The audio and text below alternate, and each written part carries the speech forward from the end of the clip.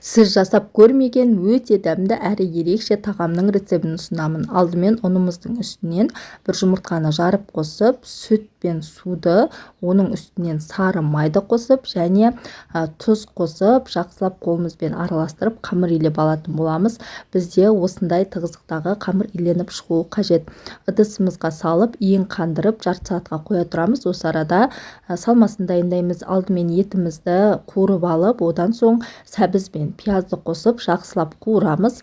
Оның үстінен 2 ас қасық томат, сондай-ақ 2 чеснок, тұз және орегано дәмдеу үшін қостым.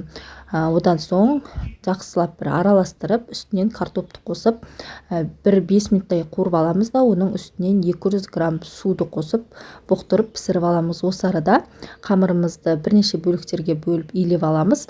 Осылайша жайып, үлкен тамақ ішетін осындай кесенің үстіне қамырды осылайша жайғастырып аламыз. Артық жерлері болса, міндетті түрде осылай кесіп тастау қажет. Одан соң жұмыртқаның сарысын бетіне жағып, қалауыңызға қарай макпен күнжіт сепсеңіздер болады. Енді 30 минут шамасында пісіріп аламыз. Осылай әдемі болып пісіп шығады және кеседен де өте оңай алынады. Пісіп шыққан салмасын салып, ұсына берсеңіздер болады. Өте дәмді кешкі ас, сізде жасап көріңіз.